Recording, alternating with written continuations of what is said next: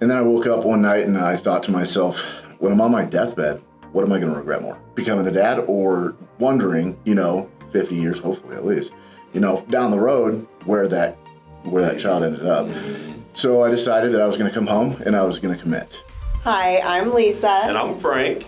Today, it's all about discipline, feedback, and execution. Indeed it is. And we have Jesse Martin and Max Barnes with us on building performance that lasts.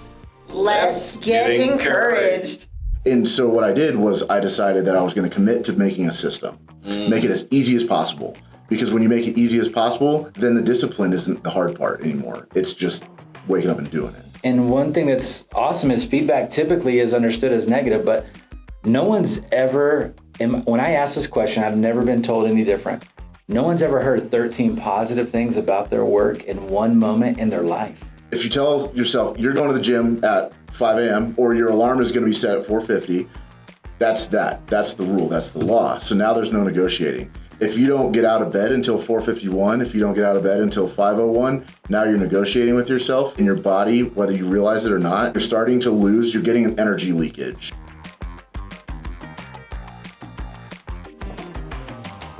Welcome to Be Encouraged. We're Colorado's voice for growth and good. I'm Frank. I'm Lisa. We are so glad to have them today, Lisa. Yes, we are. And today's show is sponsored by The Hive. We are so honored to have Kylan, the owner of The Hive, on our production show this morning.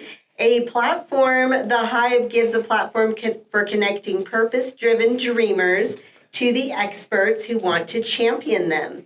The Hive is where impactful visions are showcased and connected with quality support. So visit The Hive at thehive.vision and check out the flyer that we gave you later.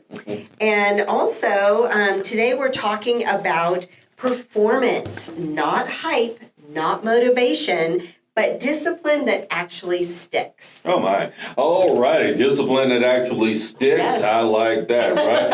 I need some discipline that sticks. Sometimes. Right,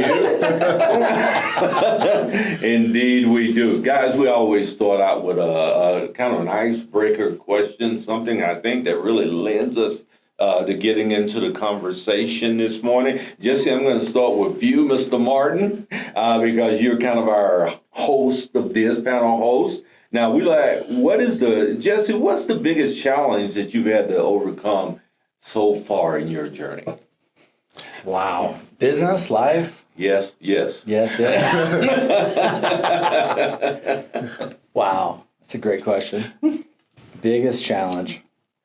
I think growing up in a place that there wasn't encouragement, like you guys do, believing in myself. So personally, that would be the biggest challenge. Not knowing that there was worth until other mentors spoke life into me. So Yeah, dig a little deeper there, Yeah. man, because, people, that you kind of surface that a little Okay. bit. Right? We don't do surface on the show. all right. We're going to do a deep dive, Jesse. So 6 or 7 years old, open the door, there's the sheriff, and I look in the back window, and there's another sheriff, and my mom goes to jail. That's when I learned I was in a criminal family. Oh. So, I have 4 or 5 people incarcerated in my life. And so, I grew up just alone a lot. So to know that there was something of worth, I didn't have to be a criminal like them. I didn't have to have the same life that they had. That was the biggest challenge to overcome. How did you not follow in the footsteps? Yeah, I had a youth pastor that was chasing me. I didn't go to church. I wasn't raised in church, but he came to our school, was trying to connect with students. And every time I knew that he was coming, I would run away from him. And then when he found out kind of where I lived, he would want to come and play basketball. I would take off. I didn't want to do anything to deal with some guy like that. Yeah. But when I got in a drunk driving accident at 15, he's the first person I thought about calling because he was the most consistent. Right. You were drunk driving at 15? Yeah. You didn't have a license, did you? Correct. I was acting just like my family. I was acting just like I was trained. Right. Wow. Yeah. We didn't talk, man. Yeah. We had a one-on-one. I don't remember any of this. What was up that day, Jesse? Yeah, Max, same question for you, my friend. Today, what's the greatest challenge that you've had so far in your journey? I love this question. Coming in hot with it. Let's Come start. on, hot, baby. So when I was 22, I found out that I was going to be a father. And at the time, I was in the military. I was still trying to figure out really who I was, and when I did find out that there was a 99.99% chance that he was my child, I was deployed. And I'm going to be completely honest. I didn't know what, I wasn't certain. I was scared. I was uncertain. I was like, man, I don't know if, this is what the life, that I was ready to live. So for 3 months of that deployment, I was really unsure whether or not I was going to come home and be a dad. And then I woke up one night and I thought to myself, when I'm on my deathbed, what am I going to regret more? Becoming a dad, or wondering, 50 years, hopefully at least, down the road where that child ended up. So I decided that I was going to come home and I was going to commit.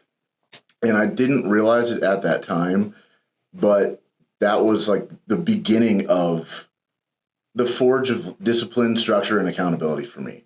I was 22 years old. I was just going out onto my own. I wasn't sure what I was going to do with my life. I was in the military, obviously, at the time, but I didn't have any structure or a whole lot of accountability other than the people telling me where to go and what to do at what time. And so for me, and then by 24 years old, I had full custody of him. Oh, my. And so I faced my toughest challenge really early on. Yeah. Well, not as early as Jesse maybe, but as far as an adult goes, pretty early on. Wow, you became a single dad at that point. Wow. Yes, sir. Are you now married? And Yes, I am married.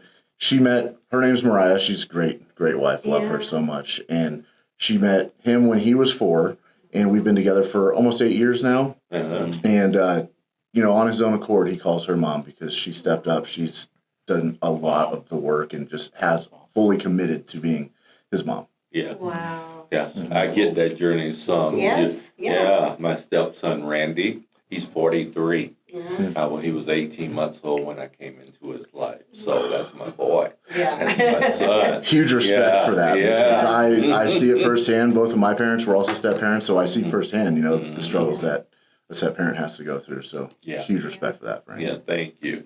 Yeah. So, Jesse, you've taken over underperforming teams and transformed them into high morale, low turnover operations. What's the first thing you look at when walking into a struggling organization?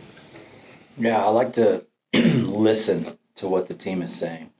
Like, I'm addicted to going into restaurants or hotels or businesses when I'm there as a patron, and I'm listening. And it's just amazing. You can hear the friction in just 5 minutes, usually with most teams. You're just, no one called, they called out. No one, hey, they didn't do this last night at close.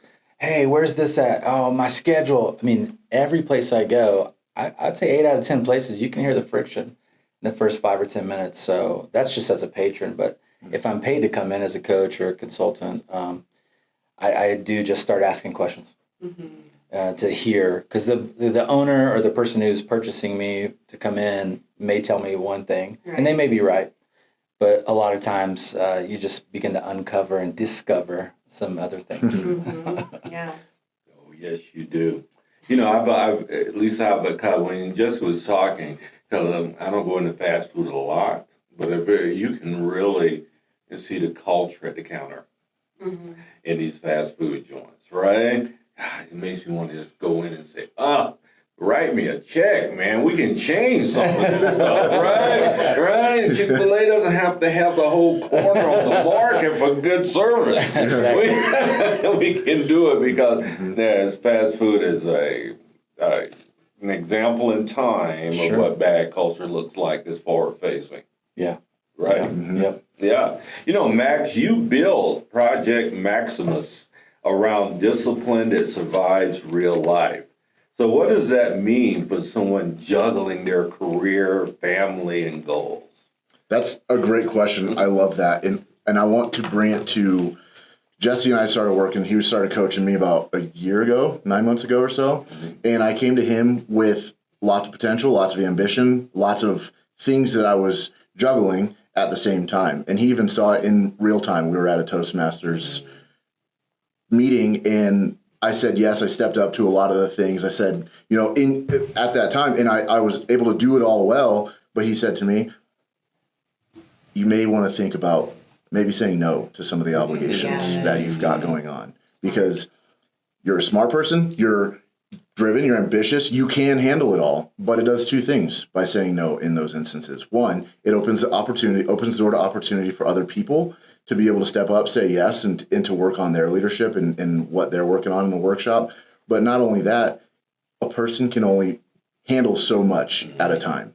And so when it comes to Project Maximus and discipline, I look at it this way. When I first started on a diet plan, nutrition, and that stuff, I was looking at all of the variables, right? There's so many, should I eat green bell peppers or red bell peppers? And so what I did was I decided that I was going to commit to making a system, make it as easy as possible. Because when you make it easy as possible, then the discipline isn't the hard part anymore. It's just waking up and doing it. Yeah. Wow. Oh, I want to hear more about that. That's incredible. Yeah. Lisa. So, Max, you often say motivation follows action. Mm-hmm. How do you get people to move when they don't feel motivated? That's another good question. I love that. $1 million question. So one of the things that I've lived my life by, my brother gave me a piece of advice when I was 16 years old. I asked him how to do something. He's a little bit older than me. I asked him how to do something. He said, there ain't nothing to it but to do it. And as simple as that sounds, it's profound, right? It is Yes. profound. Right? So the way that I look at it and the way that I explain it is you just take the first step. Take that first step, stop thinking about it, and do it. And then the second step follows, the third step follows, and pretty soon you're finding yourself climbing up that mountain. Isn't that amazing? Yeah. What a great answer, because most of the time people want to know how to do it before they do it. Exactly. And how to do it comes into doing. Yes. Right? Yeah. You start doing it, then it starts to appear before you next steps. Yeah. Right? Well, and you live and learn too. One thing I love about working with Frank is that we both do not shy away from pivoting. No. Like if we're like, okay, that sucked, let's do something else next time. And it's very good that you're doing that. It is.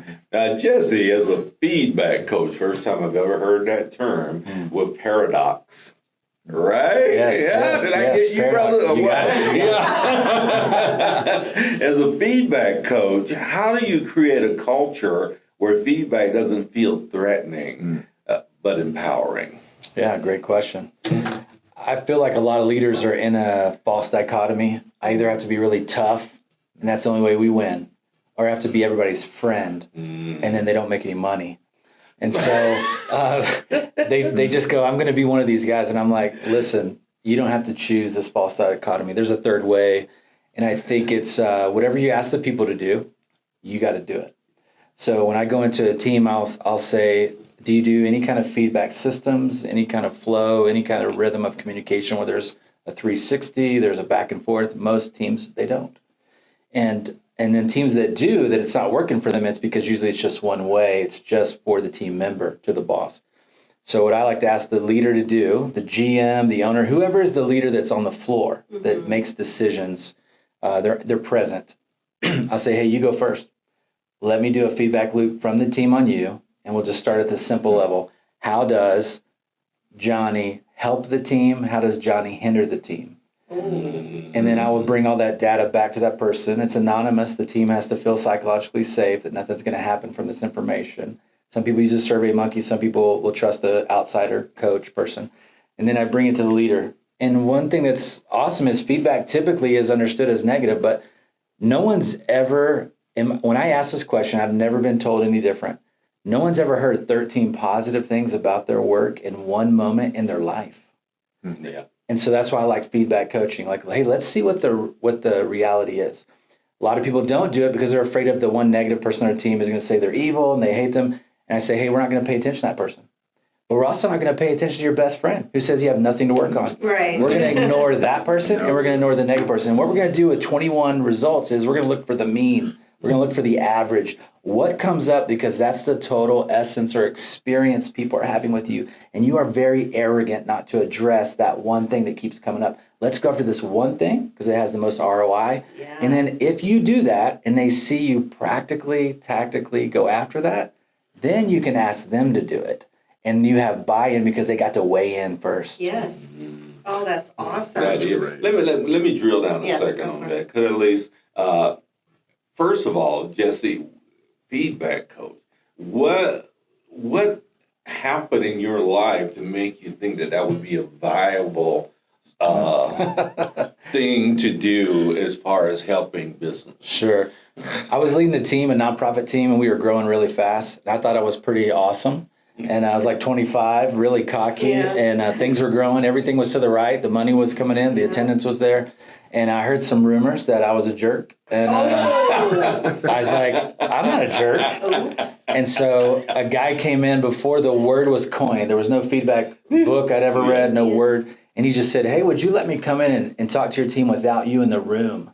I was 25. I was like, what are you talking about? Like, well, when we go to this hotel retreat, you're going to leave and I'm going to see how you're really doing. I'm like, what are you talking about? No, I don't do that. You crazy? He's like, do you want the truth or do you want to just keep living this kind of fantasy that you have? Okay. And he was a guy I liked and I knew him. And that was the first time anyone had ever done that. So there's 30 leaders in a hotel in San Antonio. He asked me to go out in the lobby and he just starts asking them how it's really like to work with me. And hey, I won't tell who said what, but I'm going to capture all this. And so 30 different people's responses. And then he said the same thing to me. There may be a negative person in there. There may be 4 people that are your best friend. The 4 people that say you have nothing to work on, they're not helpful. This one negative person, they're not helpful. I'm looking at what's the mean, what's the average. And this one word came up, intimidating. 8 times out of 20 people, I was intimidated. Here's what I say. You don't know what you don't know until you ask somebody who knows, Yeah. which is your spouse, your kids, your coworkers. Yes. But can they do that in a safe way with no penalty? Yeah. No getting shamed, slammed, blacklisted, not promoted, not raised. You got to have some kind of trusted system where you can grab that information. So I was 25 and I was just rocking it. I was thinking, and 8 people say I'm intimidating. And I was like, what does that mean? He said, I asked them, they said, Jesse, you live at 60,000 feet trying to run this company. They want you to land the plane. Like, come to the tarmac where they live and quit driving them like they got to live here like you. And I did try to ask them to do what I did as the main leader, to live there, to give everything for it. But I had no idea. That wasn't my heart, but that was how I was leading until someone who knew what I didn't know told me what I didn't know. Wow. Well, what an impact it made on you. Yes. Right. And look what move you're doing forward. now. Right. I'm trying to help other leaders do the same. Right. Yes. Hey, there's a That's secret on your incredible. team you don't know about. Let me come find out for you. Oh my gosh, that's so great. It's really good. I hope that's your tagline. It should be. Yes, it should be. So Jesse, when you're leading 100 plus team members, how do you maintain morale without lowering standards? Yeah, I think so. There's 3 reasons why people quit their jobs, according to Patrick Lencioni. Anonymity, nobody knows me. Immeasurement, I don't know if I'm winning or losing. And irrelevance, what I'm doing doesn't matter. So how am I going to answer those? If that's the main 3 reasons people quit, I'm like, do the opposite. Go after those 3 things. So when I take over a low-performing team, the fastest way I can get the speed of trust, because I'm definitely going to have to make a lot of change, and people don't love change. How can I make the change happen? I got to get their trust. How can I get their trust? I do this feedback loop as quick as I can on myself, and I post the results. So when I do feedback loops for other leaders, I tell them this is just between you and me, and that's it. But if I'm the lead leader and I'm getting paid the most, I should sacrifice the most. So, Simon Sinek says leaders eat last. I think leaders ought to go first into the friction. So when I post my feedback loop up and it says Jesse's a jerk in the middle of the shift, he's nice at the front, he's nice at the end. This is a real feedback that was given to me one time. When I post it on the group email and every leader can see it, I know what's going to happen because I know people. Because coming from where I come from, I know people. And so I'm like, the person who wrote that's going to go, did he self-edit that? He's going to look to see if what he wrote is on there. Yeah. He's a jerk. And when he sees it, he barely knows me. The trust for me goes way up here because no leader's ever done that for them in my experience. So I'm going to go first. I'm going to post my crap on the wall so they can see it. And I'm going to tell them, you're going to get honest with this, but I'm not going to ask you to do that. It's just going to be with a leader or a direct report. But when I ask them what they think, they're being seen. When I ask them, hey, what do you like about working here? What do you not like about working here? They're feeling known. Hey, where do you need help? What do you need from the GM right now? There's a 5-question piece that I do on every team when I take it over. And when I ask these 5 questions, it's like, what's your favorite drink? What's your favorite candy? What do you love about this team? What do you hate about this team? What do you need from the GM? What's your dream job? They've never been asked that. In fact, every dishwasher would always say the same thing. No one ever cares what the dishwasher thinks. I'm like, we do. And when the dishwasher helps us close the restaurant one night, like we're getting out like 11:30, and I go back the next day with a Mountain Dew and I give him a Mountain Dew, that's not a big deal to you, but that's his favorite drink. Yeah. He's like, well, how do you know this? I'm like, well, in your onboarding, we asked this question, like a few years ago. That is being known, and that's so cheap, Yes, a Mountain Dew. totally. But I see you, I know you. Yes. So we don't just hope, because that's not a strategy. How can we make them not fear they're irrelevant? How do they know if they're winning or losing? And how do they know they're seen? Those are some small, practical, tactical, hey, let me just grab some of this information. Let me use that back on the team. Most people never had that experience, and they're going to trust that team. When that leader says, we're going to change this, there's a whole lot less friction. Yeah. Yeah. That is the speed of trust. Yeah, great book, by the way. It's a great book. I knew you didn't coin that. Oh, no. Covey. Yes, indeed, Max. You work in aerospace and defense by day and coach by night, which what great entrepreneurs do, right? Yeah, keeping that bride happy as well, right? So how do systems thinking and military discipline show up? I mean, not show up, but shape how you approach fitness and performance? That's a good question. And I will say that I haven't figured that out by myself. I've had a lot of coaches and a lot of mentors along the way. And what I've found out this past year or so is going back to the original comment of building systems that work for you that are repeatable.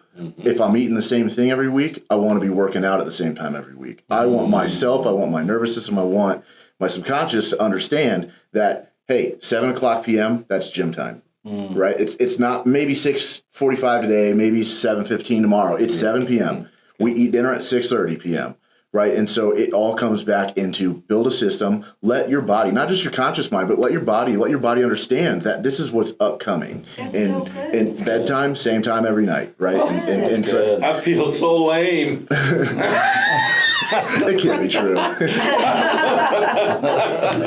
Well, this resonates with me because my husband and I get up early, work out, and it's so funny because when I have Mondays, for sure Tuesdays and Wednesdays, I have to be out in community and networking at a certain time in the morning. So that equals 4:50 a.m. alarm on, right? It's going off. And John hates it.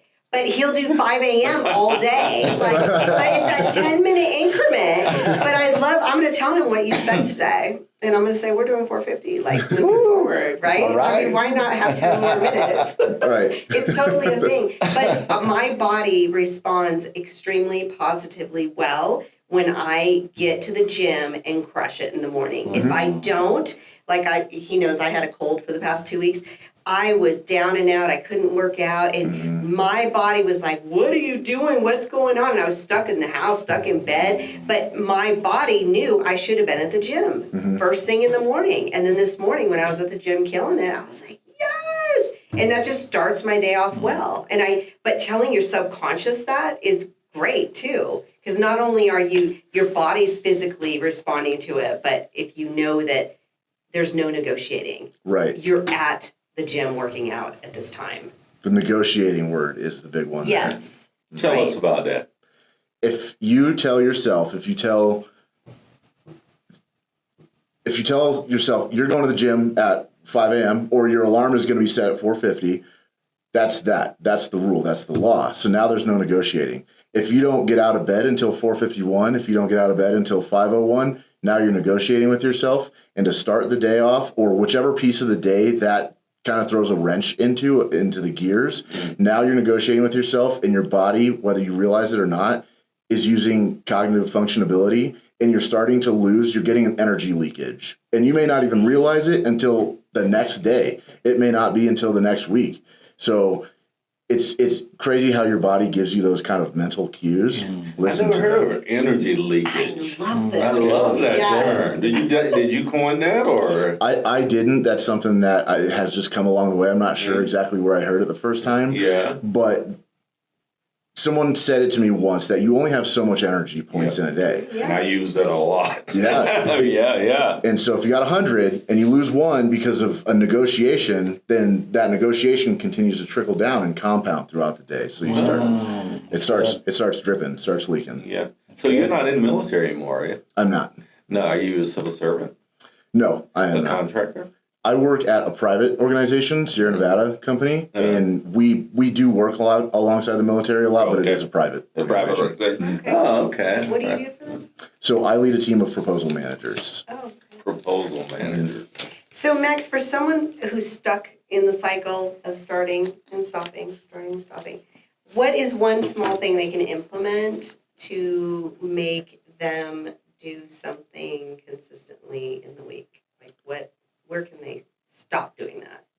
So I think for me, water is a big thing, right? Water ties into fitness. A lot of people aren't drinking enough water, so build it into at 10 a.m., drink a bottle of water. Go crack a bottle of water and make sure that bottle of water is gone by 10:30. If you can make one change that will start to compound, then you're going to be like, okay, so I just drank a bottle of water from 10 to 10:30. Why not open another bottle at 10:30? Or, if you want to be environmentally friendly, just go refill your bottle. Why not do that at 10:30 and then at 11:30? Once you make one little tiny change, then again, responding to your body's cues, you will just start to do it without even thinking about it. Where are you from originally? Omaha, Nebraska. Okay. Go Big Red. You had to be from somewhere. Oh my gosh, Frank.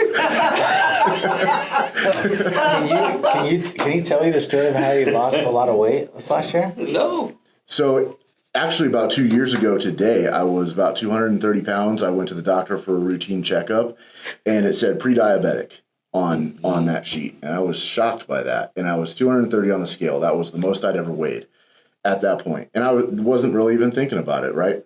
I was doing well. I had just graduated college or graduated with my master's degree. I was in this position, which at the time it was my dream job. It still is a really good job to be in. Yeah. So I felt I was crushing it until I saw those words on that paper. And I was like, man, if you don't make any changes, then nothing's going to change. Mm-hmm. And so on April 15th, 2024, I went to the grocery store. My wife and I went to the grocery store. We went and bought all the foods on a little diet plan. And I decided that for 3 weeks, it was called 3 weeks to Shredded, Mike Dolce's diet. After 3 weeks, I was absolutely not shredded yet.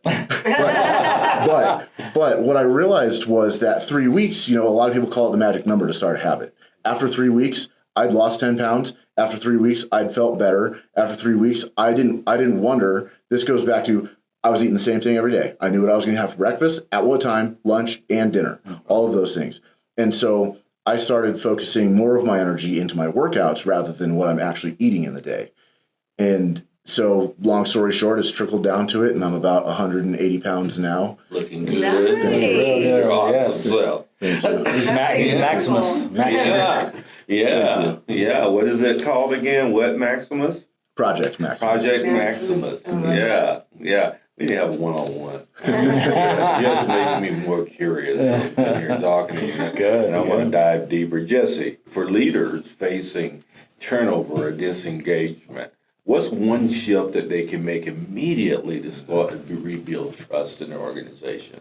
Yeah, I really do think asking the team questions, because some people have done the corporate sends a survey and people just blow it off. Because why do they blow it off and they don't trust it? Because nothing happens. I said this and nothing happens. I asked someone the other day on their team, have you done this? And there was a certain restaurant chain here in town. And they said, yeah, but I don't trust that. And I said, well, I know people don't trust it, but why don't you trust it? Because the manager comes around and goes, hey, remember 5 stars. Hey, remember, give me 5 stars. Hey, remember, give me 5 stars. Mm-hmm. So I'm like, well, yeah, this kind of crap that's going on. No wonder nobody trusts it. So not from corporate, not from whatever, but a real person sit down with a team member and ask some kind of variation of those questions. What do you love about working here? What do you not like about working here? What can I do for you as your leader that's not happening right now? What's your dream job here? What was training like here? Just some great open-ended questions. Do not respond to the answers. Just take the answers and then do one thing. I tell leaders, you might hear 30 problems that could be overwhelming. A lot of leaders only hear negative feedback. But hey, pick the one thing that comes up the most from the team. If you go after that, you will get the speed of trust. People go, oh, when we talk, they listen. Oh, and something got done. This one team that I took over had 36 people quit in 6 weeks. Okay, they're a team that needs 120 people to run. So 36 people quit in 6 weeks. So the owner sends me in to take over the team. I ask these questions. lots of problems, so many problems. I was overwhelmed. Yeah. Even though I know how to do this, I was like, oh man, I'm going to be living here all the time. And so, but I was listening for what's the one common denominator. So I had 5-minute meetings with 102 people. Okay, it took a little bit, but I did them as long as I could and stayed all day to get it done. And I heard one thing: favoritism. Favoritism. So I was like, that kills morale. So I'm going after that. So I went to every leader and I go, you're creating favoritism. So I'm going to tell all you right now, putting you on notice, we can't afford 36 people to leave anymore. Yeah. We're already hemorrhaging, where sales are down. So all you leaders, if you let your friend go on break and not the person you don't like, if you give this person time off in the schedule, if you do this, I'm killing all that crap right now. If you do that, I'll let you go because you're hindering our team. Favoritism, we're going to kill it. And so literally I bought all these little records, these like little 45 records, and I wrote broken record favoritism. And I said, I'm sick of hearing this broken record. And I want to have every leader commit to me, you're not going to do favoritism. And I showed them what that looked like. I love that. There's people that I like on the team that I would go out to the movies with after. And there's people I don't like on the team. But a real good leader on the shift would never let anybody know that. If the person I don't like does good, I'm praising them out loud. If my friend that I really like does bad, I've got to correct them. If people see that, they'll trust. What they can't know is, is a leader in a good mood, leader in a bad mood. It's so not psychologically safe. It wasn't a call center, was it? No, it's a restaurant. But if I can get everybody to go, hey, leaders, we have this standard. You've got to follow it. That'll build a team of trust. So that's what I would do first. And then I had them break those records. In that store that was the worst performing in retention was the best retention in 18 months. What a good visual. Yeah. Right? That is a good visual. Absolutely. Wow. This is so much fun. This is more fun than two people should be allowed to have. Right? Right? You know, I gotta say, Max, what really stood out to me with what you're doing is that you're applying it to yourself. You showed results yourself, and then I'm sure that your clients are doing the same, right? Do you want to share a little bit about what your give back is for clients? I haven't heard that. Give back? Can you? Yeah, what are you giving them? What service? Your Gotcha. value proposition. Yeah. So on the surface, realistically, it's just kind of showing people what I've learned over a couple of years as far as fitness and nutrition, little nuggets here and there, right? Because that's one of the things that I hit Jesse up about. I wanted to compress some timelines, right? Turn 2 years into 2 months. And that's what the coach's vision is going to be. So my give back is past the surface is more of just one, that you can do it, that it's not a mountain that you can't climb. It is going to take time. I'm not going to lie to you about that. There's no shortcut to it. However, you're going to feel better every single day. Every day that you do something, every day you move that needle just a little bit, again, going back, it's going to compound. You're going to feel better. By day 100, you feel more than 100 times better.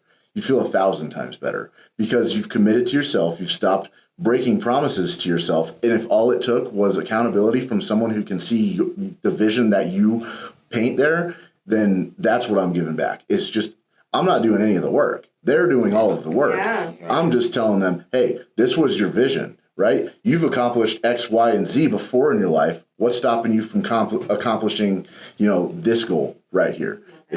And I work with corporate professionals, so a lot of those people are people that are burnt out, people that have put a lot of their life on the line to go and win the awards and to go and do all of those things. So they're capable. They're capable of doing hard things. Yeah. So why not this hard thing? That's for awesome. you. Wow. Yeah.